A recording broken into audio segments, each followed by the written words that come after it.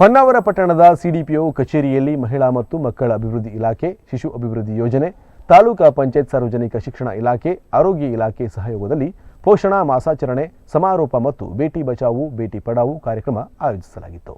ಕಾರ್ಯಕ್ರಮ ಉದ್ಘಾಟಿಸಿದ ಹೊನ್ನಾವರದ ಪಟ್ಟಣ ಪಂಚಾಯತ್ ಮುಖ್ಯಾಧಿಕಾರಿ ಎಸ್ ಬೆಂಗಳೂರು ಮಾತನಾಡಿ, ನಮ್ಮ ಸುತ್ತಮುತ್ತಲಿನ ಪರಿಸರದಲ್ಲಿ ಸಿಗುವ ಪೌಷ್ಟಿಕಾಂಶದ ಆಹಾರ ಸೇವಿಸಿ ನಾವು ಆರೋಗ್ಯವಾಗಿದ್ದರೆ ಸ್ವಾಸ್ಥ್ಯ ಸಮಾಜ ನಿರ್ಮಾಣವಾಗಲಿದೆ ಎಂದು ಹೇಳಿದರು. ಕೇಂದ್ರ ಸರ್ಕಾರದ ಮಹತ್ವಾಕಾಂಕ್ಷಿಯಾಗಿ 2 ಯೋಜನೆ ಜಾರಿಗೆ ಬಂದಿದ್ದು ಆರೋಗ್ಯ ವೃದ್ಧಿಯ ಜೊತೆ ರಕ್ಷಣೆಯ ಮೂಲಕ ಸಾಧನೆ ಮಾಡಲು ಪ್ರೇರೇಪಿಸಲಿದೆ. ಮಕ್ಕಳು ಹಾಗೂ ಮಹಿಳೆಯರ ಆರೋಗ್ಯ ವೃದ್ಧಿಸಲು ಅಂಗನವಾಡಿ ಕಾರ್ಯಕರ್ತೆಯರ ಶ್ರಮವು ಬಹುಮುಖ್ಯವಾಗಿದೆ ಎಂದರು. ನಮ್ಮ ನೆಚ್ಚಿನ ಪ್ರಧಾನಮಂತ್ರಿಗಳು 2018 ಮಾರ್ಚ್ 8ರಂದು ಮಹಿಳಾ ದಿನಾಚರಣೆಯನ್ನು ಈ ಸ್ಕೀಮನ್ನು ಜಾರಿಗೆ ತಂತಾರೆ. ಇದರ ಉದ್ದೇಶ ಇಷ್ಟೇ, ಏನು ನಮ್ಮ ದೇಶ ಅಪೌಷ್ಟಿಕತೆಯಿಂದ ತುಂಬಿ ಬಿಡುತ್ತಾ ಇದೆ. ಸಾಕಷ್ಟು ಜನರಿಗೆ ಹೆಸರಿಗೆ ಗೊತ್ತಿರುವಂಥ ರೋಗ ರುಜಿನಗಳು ಬಳಲ್ತಾ ಇದ್ದಾರೆ. ಅದಕ್ಕೆ ಪ್ರಮುಖ ಕಾರಣ ಅಂದರೆ ನಾವು ಇವತ್ತಿನ ಫಾಸ್ಟ್ ಫುಡ್ಗೆ ಮಾರುವುದಿರೋದು.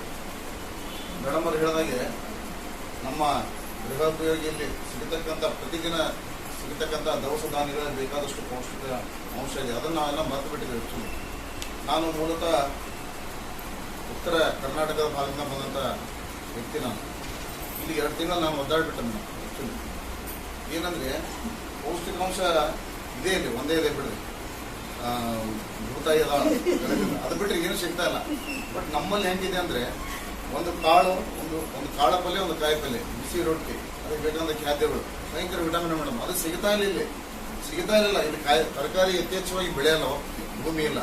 ಬಟ್ ದವಸ ಧಾನ್ಯಗಳು ಅದನ್ನೇ ಬೇಕಾದ ವಿಟಮಿನ್ಸ್ ಅದನ್ನು ಮಾಡಲ್ಲ ಇಲ್ಲಿ. ಆ್ಯಕ್ಚುಲಿ ನಾನು ಮೊನ್ನೆ ನಮ್ಮಲ್ಲಿ ಪೌರ ಕಾರ್ಮಿಕ ದಿನಾಚರಣೆ ಮಾಡಿದಾಗ ಇವ್ರು ಯಾರಿಗೂ ನಮ್ಮ ಕೌನ್ಸಿಲರ್ಗಳು ನಮ್ಮ ಸಿಬ್ಬಂದಿ ಗೊತ್ತಿದ್ರೆ ಉತ್ತರ ಕರ್ನಾಟಕ ಶೈಲಿಗೆ ಊಟ ಮಾಡಿಸ್ತಾರೆ ಅಂತೇಳಿ ಹೋಳಿಗೆ ಊಟ ಮಾಡಿಸಿದ್ದು. ಇಲ್ಲೇ ಇದ್ದಾರೆ ಹೋಳಿಗೆ, ಮಡಿಕೆಕಾಳು ಪಲ್ಯ, ಚಪಾತಿ, ಅಲ್ಲಿ ಏನು ಬದನೆಕಾಯಿ ಎಣ್ಣೆ. ಇಲಾಖೆಯ ಯೋಜನಾಧಿಕಾರಿ ವನಿತಾ ಮಾತನಾಡಿ, ಸೆಪ್ಟೆಂಬರ್ ತಿಂಗಳು ಅಂಗನವಾಡಿ ಮತ್ತು ಗ್ರಾಮ ಪಂಚಾಯತ್ ಮಟ್ಟದಲ್ಲಿ ಪೋಷಣಾ ಅಭಿಯಾನ ಯಶಸ್ವಿಯಾಗಿ ಅನುಷ್ಠಾನ ಮಾಡಲಾಗಿದೆ.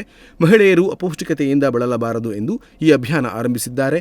ಈ ಅಭಿಯಾನವು ವರ್ಷವಿಡೀ ಮನೆಯಲ್ಲಿ ಅನುಷ್ಠಾನ ಮಾಡುವಂತೆ ಮಹಿಳೆಯರಿಗೆ ಪ್ರೇರೇಪಿಸುವ ಕಾರ್ಯಕ್ಕೆ ಮುಂದಾಗಬೇಕಿದೆ ಎಂದು ಹೇಳಿದರು.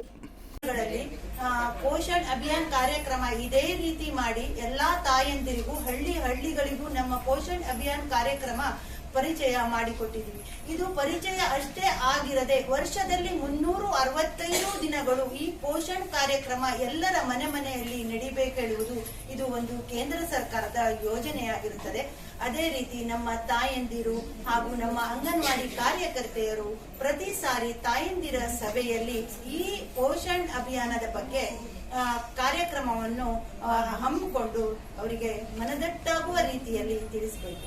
ಪೋಷಣ್ ಅಭಿಯಾನ್ ಕಾರ್ಯಕ್ರಮ ಯೋಜನೆ ಜಾರಿಗೆ ಬಂದಿದ್ದು ಉದ್ದೇಶ ಏನೆಂದರೆ ನಮ್ಮ ಭಾರತ ದೇಶವು ಅಪೌಷ್ಟಿಕತೆಯಿಂದ ಬಳಲಬಾರದು, ಗರ್ಭಿಣಿ ಮಕ್ಕಳು ಯಾರು ಅಪೌಷ್ಟಿಕತೆಯಿಂದ ಬಳಲಬಾರದು ಹೇಳುವ ಉದ್ದೇಶದಿಂದ ಈ ಯೋಜನೆಯನ್ನು ಕೇಂದ್ರ ಸರ್ಕಾರ ಜಾರಿಗೆ ಮಾಡಿದೆ. ಅದಕ್ಕಾಗಿ ತುಂಬಾ ಅನಿಮಿಕ್ ಇದ್ದಂತ ಗರ್ಭಿಣಿಯರು ಏರುವ ಸಂದರ್ಭದಲ್ಲಿ ಒಂದೇ ಗರ್ಭಿಣಿ ಮರಣ ಆಗಬಹುದು, ಇಲ್ಲಾದ್ರೆ ಮಗುನು ಸಾಯುವ ಸಂದರ್ಭ ಇರುತ್ತೆ ಹೇಳುವ ದೃಷ್ಟಿಯಿಂದ ಈ ಪೋಷಣ್ ಅಭಿಯಾನ ಪ್ರತಿ ಮನೆಯಲ್ಲೂ ಅವರು ಪೌಷ್ಟಿಕಯುತವಾದ ಆಹಾರವನ್ನು ತಯಾರಿಸಿಕೊಂಡು ಅಪೌಷ್ಟಿಕತೆಯನ್ನು ದೂರ ಮಾಡಬೇಕು ಹೇಳುವ ದೃಷ್ಟಿಯಿಂದ ಈ ಯೋಜನೆಯನ್ನು ಜಾರಿಗೆ ತಂದಿದ್ದಾರೆ.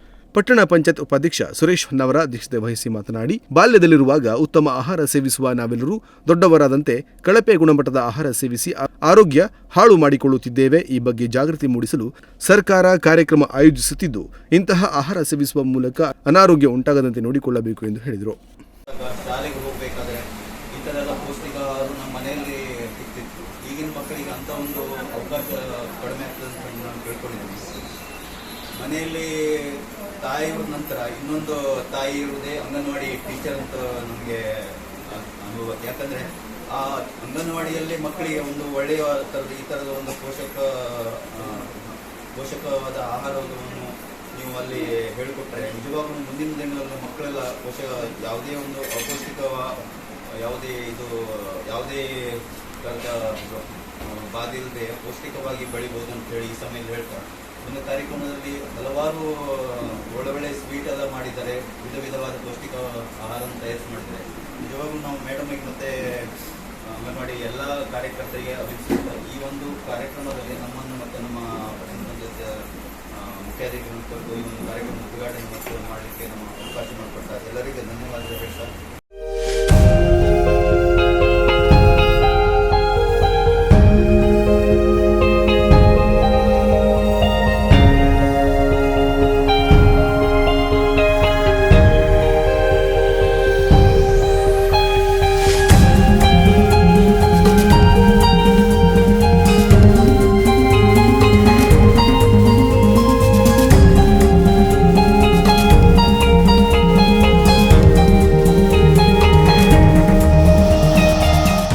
ಮೇಲ್ವಿಚಾರಕಿಯಾದ ಮಾಲತಿ, ಗಂಗಾ ಅಂಗನವಾಡಿ ಕಾರ್ಯಕರ್ತೆಯರು ಹಾಗೂ ಸಿಬ್ಬಂದಿಯವರು ಉಪಸ್ಥಿತರಿದ್ದರು.